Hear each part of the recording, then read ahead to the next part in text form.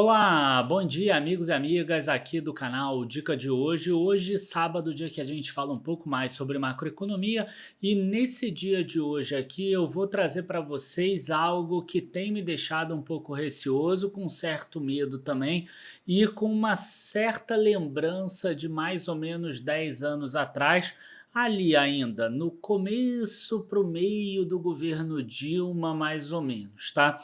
Antes de mais nada, é importante eu dizer que o vídeo de hoje não é para causar pânico nas pessoas, não é para dizer que esse governo seria um Dilma 3, por exemplo, que eu sei que algumas pessoas podem colocar nos comentários, apenas tratem esse vídeo como um sinal de alerta, sempre deixando claro que a gente sabe que quem cria e quem segue a política econômica sempre tem a possibilidade de fazer alterações de rota no meio do caminho, e esse vídeo eu espero que seja um sinal de alerta para que as pessoas competentes possam fazer essas alterações de rota, afinal a gente sempre torce para o Brasil. Logo depois da vinheta a gente já começa, curtam o vídeo, se inscrevam no canal e a gente já vai começar.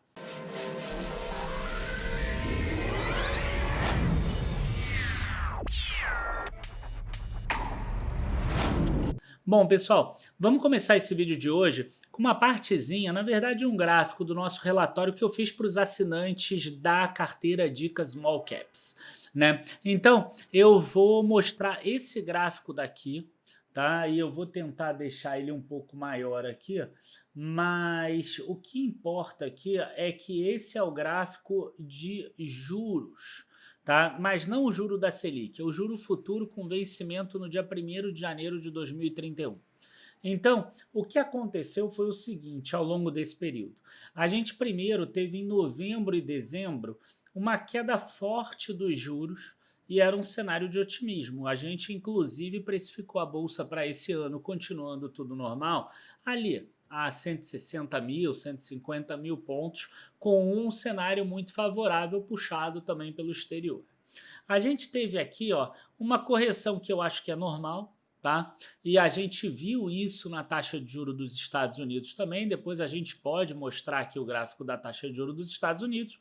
E aí aqui a gente teve uma alta com uma possível mudança de cenário, mas ainda acompanhado do gráfico dos Estados Unidos.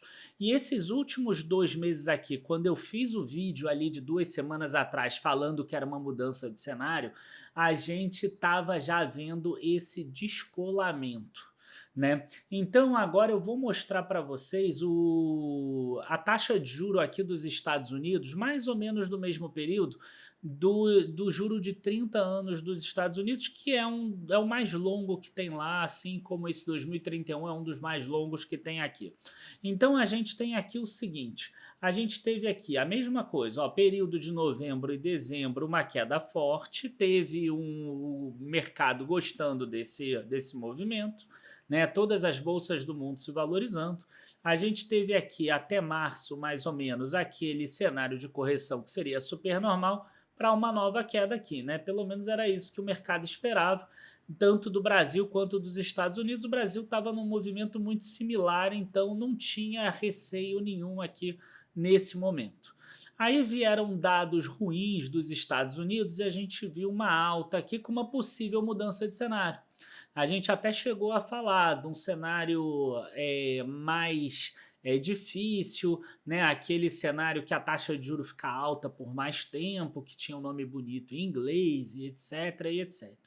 Agora, se isso tivesse acontecendo, a taxa de juros dos Estados Unidos não poderia ter caído depois de abril. E ela começa a cair, porque vem alguns indicadores melhores. Então, se você olhar aqui, essa taxa dos Estados Unidos, ela sai de 4,77 mais ou menos, tá? No dia 14 de abril, quando ela faz a máxima, para 4,46. E quando a gente vem para a taxa aqui do Brasil nesse mesmo período, a gente vai ver que ela chega a bater aqui, vamos pegar o mesmo dia aqui, 14 de abril. A gente bateu aqui, ó, não, aqui é 16 de abril, mas foi quando o Brasil pegou aqui a maior taxa. Então, vou pegar aqui a maior taxa. 16 de abril, a gente teve uma máxima aqui de 11,93 e hoje o Brasil está negociando a 11,82. Então, o que, que a gente teve nos Estados Unidos primeiro? A gente teve uma queda de 6% já dessa taxa máxima. No Brasil, a gente teve uma queda de 1. Quer dizer, se tivesse uma queda de 6, esse 11,93 aqui estaria próximo aqui de 11,25. Eu não vou fazer a conta exata, mas vamos imaginar que seja 11,25, tá? Porque vai ser entre 11,20 e 11,30. Cara, hoje negociando a 11,81, isso significa que o Brasil está pagando 0,6% a mais de taxa de juros. Isso é um início de um descolamento e é um descolamento bastante grande. Basta você pensar na dívida pública. São 6,7 trilhões de reais, tá, que o Brasil tem de dívida pública em poder do público aqui internamente. Tá? Então, a gente precisa tomar um certo cuidado, porque 0,5% de 6,7 trilhões é dinheiro pra caramba. Tá? Então, esse pode ser só o início. E por que eu estou falando que esse pode ser só o início? Tá? Porque a gente já viu esse tipo de coisa acontecer. Então eu vou agora trazer dados, tá, que vai comparar o período atual com o período lá de 2012, 2013, mais ou menos. E aí eu vou começar aqui com o PIB primeiro, né? Então a gente vai ver aqui, ó, que a gente teve um período de crescimento bastante forte aqui, ó, em 2010, mais ou menos. Tá? O mundo veio de uma recessão muito forte. Aqui foi a questão da marolinha lá do Lula e etc. Ele falando que iria crescer muito o mercado e realmente cresceu. Tá? O governo e os gastos públicos induziram esse crescimento. Quando vem junto com o crescimento, a arrecadação sobe junto e não traz problema, só que isso tem um efeito de curta duração. Né? E como as taxas de juros estavam baixas, o Brasil conseguiu crescer aqui 7%. Quando esse gasto público ele continua acontecendo numa economia que já está aquecida, que ela não precisa mais sair daquela inércia inicial, o que acontece é que a gente tem um período aqui que a gente até consegue ter um crescimento um pouquinho maior do que deveria, só que a um custo muito grande. E é mais ou menos o que está acontecendo agora. A gente vê que já dá até alguns sinais aqui de queda no PIB dos últimos 4 trimestres, mas a gente está tendo essa alta. E eu vou dizer mais, eu pego até o ano de 2022 aqui, o último ano do Bolsonaro, que teve muito gasto público também para impulsionar a economia, porque ele tinha interesse lá das eleições. Antes que falem que eu sou A ou B, tá? Porque o que importa aqui é a gente ser ortodoxo na economia, a gente entender que o governo ele é importante em determinados momentos, em outros momentos, quando a economia está aquecida, ele não é necessário e o ideal é que ele faça uma economia desses gastos. É a história da cigarra e da formiga. Né? A formiga ela guarda comida durante o verão para poder comer durante o inverno. Não faria nenhum sentido a formiga sair para buscar comida durante o inverno na neve. Né? Ela precisa já ter estocado essa comida. Então não faz sentido nenhum o governo ele ficar gastando com a economia aquecida, porque é a mesma coisa que a formiga tentar buscar alimento durante o período da neve. Tá? Acho que todo mundo sabe qual é a fábula da cigarra e da formiga que eu estou falando. Então, o que a gente tem nesse momento aqui é o seguinte, é um excesso de gasto público e que ainda está mantendo o PIB. Só que o que aconteceu há 10 anos atrás quando teve esse tipo de situação? Tá? Quando teve esse tipo de situação lá atrás, a gente passou por um período aqui que a gente teve. Então, o que aconteceu naquela época foi mais ou menos o seguinte, e tem um paper aqui do Tesouro Nacional de 2018 que é muito interessante. Então, os dados que eu vou mostrar agora são dados de 20 anos, de 1998 a 2018, um paper antigo do Tesouro Nacional, mas que vai ilustrar bem todo esse racional e que eu acredito que possa acontecer algo similar se não mudar a política pública atual. Tá? O que acontece é o seguinte, a gente teve aqui as receitas primárias, tá? Receitas de taxas, impostos, contribuição e etc. As receitas primárias aqui líquidas do governo central. A gente vê aqui um crescimento bastante grande. Nesse período aqui, aquele que a gente mostrou que o PIB caiu ali por causa da crise do subprime, uma quedinha, mas nada demais. A gente viu aqui um crescimento bastante expressivo ao longo do tempo. Como essas receitas elas são atualizadas pelo IPCA, elas já representam a receita variando em termos reais, né, já livres de inflação. Então, o que aconteceu de 2012 a 2014? A gente teve ali um PIB crescendo, mas a gente não teve basicamente crescimento de receitas aqui ao longo do tempo. Teve um crescimento de receita muito pequenininho. E chega 2014 e aí já não tem mesmo o crescimento, porque aí o PIB já tinha crescido 0,1. Depois o Brasil entra num período de recessão aqui, que a receita começa a crescer menos do que o IPCA ou até cair nominalmente, né? Então, isso aqui foi o que aconteceu. Quando acontece uma situação dessa, para você manter o superávit primário daquela época, teria que reduzir despesa. Só que a gente sabe como é difícil de diminuir despesa primária do governo central. E aí o que aconteceu? A despesa continuou subindo nesse período aqui de 2012 a 2014. Tá? Então, essa despesa aqui continuou a subir muito de 2012 a 2014. Aqui ela já começa a ficar mais linear. Foi quando o Temer entra e ele cria o teto de gastos público.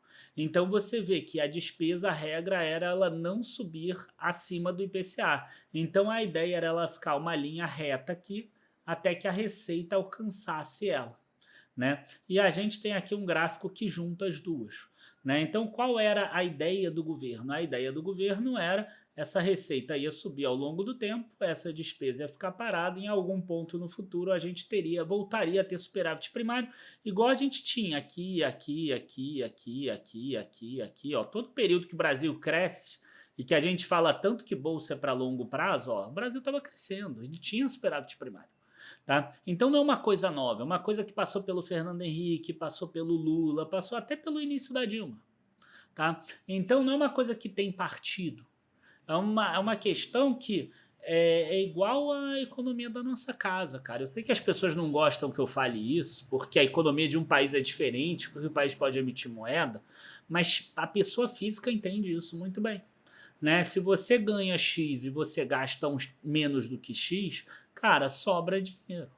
Entendeu? Então, se você tem dívida para pagar, cara, é fundamental que você gaste menos do que você arrecada. É claro que o país ele pode trabalhar com um índice de endividamento maior do que uma pessoa física, porque ele pode emitir a moeda dele em última instância. Mas o ideal não é ele ficar fazendo uso disso o tempo todo. Né? Então, se ele não emite moeda, né, que é o que o Brasil faz, ele não fica emitindo moeda para dar liquidez ou para causar inflação ou para pagar conta, o que acontece é o seguinte, né, aqui é só o gráfico ali, a dívida pública aumenta, porque você tem que captar esse dinheiro com alguém. Então, eu acho que fica muito claro aqui e fica muito fácil da gente ver a inclinação da reta. Olha a inclinação dessa reta. Agora, olha a inclinação que acontece aqui, ó. Olha como aumenta a inclinação. Aí você fala assim, mas teve o teto de gastos. Teve o teto de gastos. Você vê que mesmo com o teto de gastos, a inclinação não mudou. Por quê? Porque ele evitou só de fazer aquela exponencial aqui para cima. Né? Sabe quando faz aquela exponencial assim? Ó, ele evitou disso. Né? Então, é muito difícil para você fazer isso voltar para padrão. Quando que voltaria para essa inclinação? Quando o Brasil conseguisse ter aquele superávit primário de volta, que o Brasil nunca mais conseguiu ter. Para ser honesto, assim, sincero, ele teve em 2022. Tá? Em 2022 ele conseguiu ter superávit primário. Tá? Então, a gente tem essa situação e agora o que a gente está vendo? Né? A gente teve aqui um gasto com uma inclinação maior durante a Covid, que eu acho que era super normal de acontecer, porque tinha que ajudar a população, e o meu medo é que essa inclinação aumente mais ainda. Se essa inclinação aumentar mais ainda, o que aconteceu lá atrás? o que aconteceu lá atrás é bastante simples, né, da gente ver. A gente vai perceber aqui o quê? Um dólar, que naquela época aqui, ó, o 2012, 2013, ó, o dólar até estava subindo devagarzinho. É bem similar ao que está acontecendo hoje, tá? Ó, quer ver? Ó, vamos pegar aqui direito. Ó, o início do governo, o governo gastando não sei o que lá, economia boa, maravilhosa e etc. Ó, dólar caindo. Foi o que aconteceu em 22 e ano passado 23, tá? Por quê? Porque o Bolsonaro começou o início da alta de gasto também.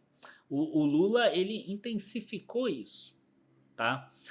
Aí, o que aconteceu é o seguinte, quando chegou aqui, ó, o 2013, 2014, ó, aqui é 2012, 2013, já começa a subir um pouquinho, que é mais ou menos o que a gente está sentindo. Tá? Então, para botar aqui contextualizado, ó, seria mais ou menos essa altinha daqui. É mais ou menos o que a gente está tendo agora. Tá? Então, isso aqui foi o 2012 2013, que é o período que a inclinação da dívida ainda não aumentou e que o PIB ainda consegue manter a arrecadação e tudo, ó, que é o que a gente está mostrando aqui. Né? Agora, qual é o risco? E pode não acontecer se o governo mudar a postura dele. Tá? Se o governo mudar a postura dele, o que eu vou falar agora não vai acontecer, mas isso aconteceu lá atrás. Em 2014, o que aconteceu? O Brasil parou de crescer. Aqui, ó, a gente vê, ele para de crescer, ele começa a cair aqui e entra numa recessão. Por quê? Porque a dívida pública ficou muito grande. E aí não valia a pena para nenhuma empresa investir. Se nenhuma empresa investe, a geração de emprego vai para o ralo. Por enquanto, a gente ainda está vendo a geração de emprego crescendo, porque a gente ainda está nesse período aqui. Eu volto a falar, a gente ainda está nesse período daqui. Tá? A gente ainda está no período que o PIB está crescendo com a injeção de gastos públicos. Tá? A gente ainda está nesse período daqui. Tá? Então, eu tô meio que com medo de acontecer esse tipo de coisa aqui de novo.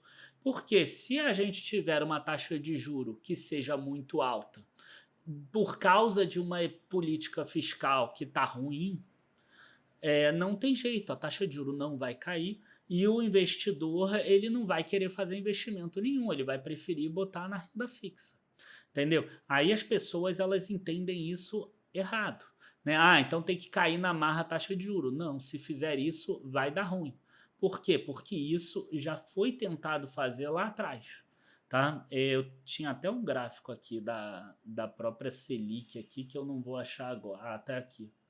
Ó, a gente vê aqui, ó, tentaram cair na marra a taxa Selic ali, ó, junho de 2012, 2013, etc. Quando chegou aqui em agosto de 2013, teve que começar a subir. E o impacto foi sentido só em 2014, porque demora mesmo para acontecer. Você vê, a taxa Selic começou a cair em agosto agora de 2023, a gente está começando a ver impacto em geração de emprego, em crescimento da economia agora. Né? Então, esse é um ponto que é fundamental. E aí, o que a gente tem aqui? A gente tem uma alta de 2,20 do câmbio para R$ 4 aqui em 1 ano e meio. Porque aí o cenário degringolou. O Brasil ele entra em recessão, a taxa de juro tem que subir e vai lá para 14,25 e a dívida pública dobra. Né? É impressionante, mas a dívida pública dobra em 3 anos. Ó, a gente sai de uma dívida pública aqui em torno de 2 trilhões, 2,2 trilhões, não, em 3 não, em 4 anos. E vai aqui para uma dívida pública de 4,2 em 2019, mais ou menos. Né? Então, imagina se essa dívida pública aqui, que era 5,8 bilhões em 2023, ela chega em 11 ponto alguma, trilhões, desculpa, ela chega em 11 ponto alguma coisa lá em 2027. É uma loucura. Tá? Então, é um receio que eu tenho, é um medo que eu tenho, e tudo isso começou com descolamento de juros. Né? E aí, só para terminar aqui, eu acho que vale a pena a gente mostrar aqui o que acontece com as economias. Né? O que aconteceu é o seguinte, quando você tem esse descolamento, os investidores eles vão preferir não investir na tua bolsa, né? As empresas vão preferir não fazer investimento, porque vai fazer mais sentido você investir em renda fixa. E aquelas que estão endividadas, elas vão quebrar. E aí o que, que acontece aqui? Né? A gente tem aqui ó, o gráfico do crescimento dos Estados Unidos, vou pegar aqui de 2011 até 2020, mais ou menos. Ó. É um crescimento bastante forte. Eu poderia pegar até o atual, mas eu quero pegar aqui, ó, mesmo se pegar aqui 2013 até 2015, 2016, ó, é um crescimento forte. Tá? A Bolsa dos Estados Unidos cresceu muito. E o que, que aconteceu com a Bolsa brasileira nesse mesmo período? Nesse mesmo período, a Bolsa brasileira teve uma dificuldade muito grande aqui e teve essa queda aqui. Ó. Tá? Porque aí o dinheiro vai embora e o câmbio sobe e etc. Tá? Tomem cuidado com as relações de causa e consequência, tá? Porque o que a gente está vendo hoje, né, de saída de capital e etc., isso é uma consequência, tá, do que está acontecendo na política econômica atual. Para não botar só a culpa na política econômica, vale a pena citar também o seguinte, tá? Naquele período de 2013, 2014, 2015, a gente teve dificuldade de ter receita por causa de grande queda das commodities. E esse cenário começa a se repetir também. O preço do petróleo já caiu 6% no mês passado, rompeu a barreira de $80 para baixo e parte importante da arrecadação brasileira vem de royalties do petróleo. Então é outra coisa que pode atrapalhar o governo e ele vai colocar a culpa toda no petróleo, se porventura esse petróleo cair para $60 e tudo, tá? Por outro lado, também ajuda a conter a inflação, mas é importante a gente deixar isso claro também, né? É muito difícil a gente botar a culpa só em uma coisa, tem várias causas, mas eu acredito que se o fiscal melhorar, no mínimo essa taxa de juro teria que estar 0,6, 0,7 abaixo, e o Ibovespa não teria tido a queda recente. Então, o que, que eu tenho feito nas minhas carteiras, né? A gente tem aumentado a alocação em empresas que tenham receitas dolarizadas e aumentado também em empresas que precisam ter taxas de que se beneficiam de taxas de juros mais altas. Né? Como seguradora agora está um pouquinho mais difícil da gente pensar nelas por causa da questão do Rio Grande do Sul, a gente tem focado muito mais em bancos. Então, acho que bancos, mais até empresas de energia elétrica que vão ter reajustes de acordo com a inflação e tudo mais, e quando aumenta a taxa de juro, acaba que tem algumas parcelas ali dentro de custo de capital e tudo que acaba subindo também.